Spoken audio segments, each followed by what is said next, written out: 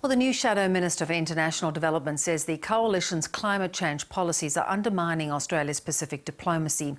Labor MP Pat Conroy says the government's current targets to cut emissions are woefully inadequate and damage Australia's reputation in the region. But he says Labor will continue to throw its support behind the government's so-called Pacific Step Up.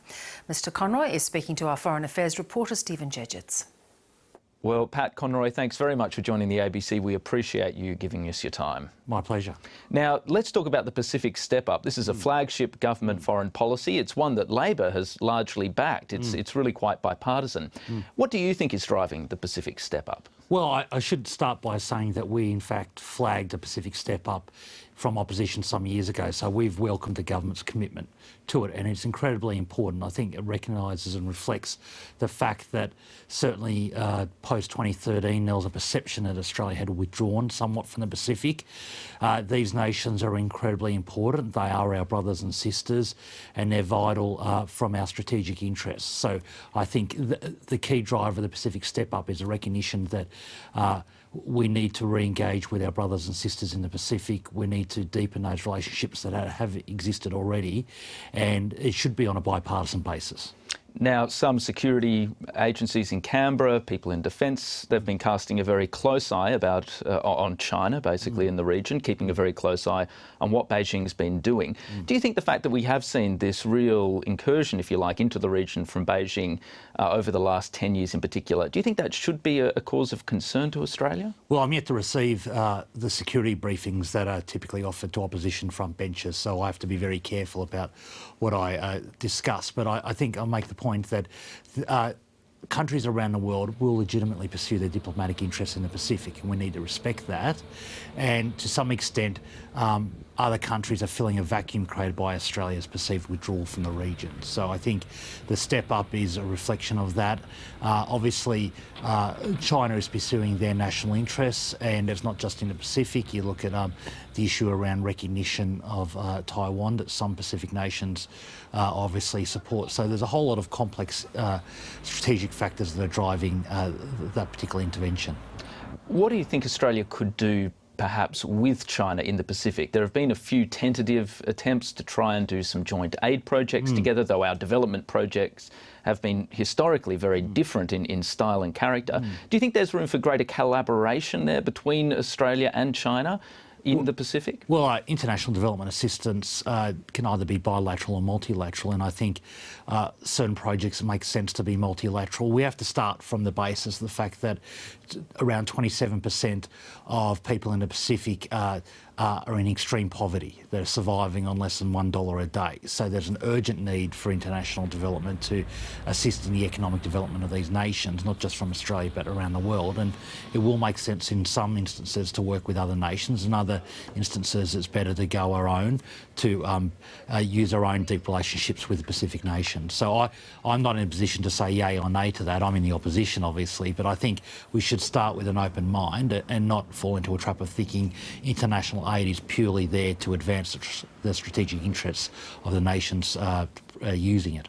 All right, let's talk about climate change. You've already criticised the government's climate change policies, and you say that it's undermining their approach towards the Pacific, and as it is, there have been a number of Pacific leaders who have criticised the government's policies.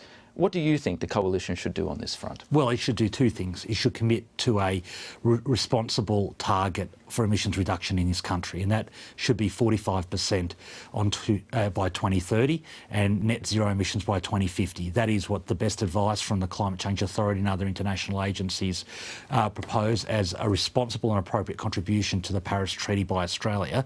So first is to ramp up the targets to something appropriate and responsible, and secondly is to actually implement domestic mechanisms to deliver those emissions reductions, because at the moment the government has a woefully inadequate target and they have no way of achieving even that inadequate target. Emissions have risen every year for the last 4 years, and this government has no hope of restraining them. Isn't it inevitable, though, that there's always going to be a gap between the ambition that Pacific leaders would like Australia to show on climate change and what Australian political parties, at least in the mainstream, are willing to contemplate? Well, there's no doubt that the Pacific nations would want us to be much more ambitious, but as a minimum, I say, we should actually do our part in the Paris Treaty, which we've signed up to. Prime Minister Abbott at the time signed up to the Paris Treaty, it is incumbent upon us to actually make emissions reduction consistent with that treaty, which is 45% on 2000 levels by 2030, and have the mechanism to achieve that. And that's incredibly important from our own national interests and the own transition occurring in our economy. It also undermines our relationship with the Pacific. The Boe Declaration is the most important statement recently about the collective interests of the Pacific, and it identifies climate change as the #1 security issue in the Pacific.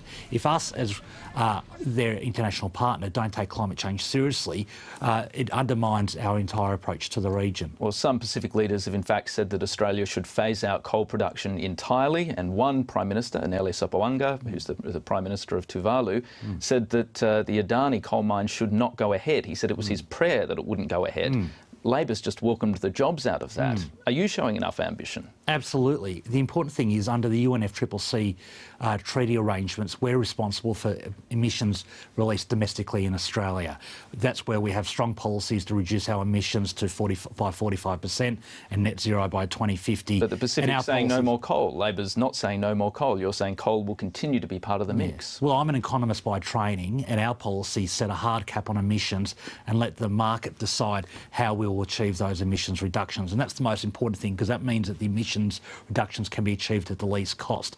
Quite frankly, I don't care where the emissions reductions occur as long as they occur. And the important thing is in Australia, in domestic energy production, our policies around transitioning to renewable energy, foreshadowing what the market was supporting already, would have achieved a significant transformation in the domestic power in this country. What occurs in other countries, as long as it's consistent with the Paris Treaty, is a matter for them. And the important thing is we can control two things in Australia. We can control our targets and we can control the domestic policy to achieve those targets. And that's what Labor has strong policies about. Mr. Conroy, thanks very much for speaking to the ABC. We appreciate your time. Not a problem.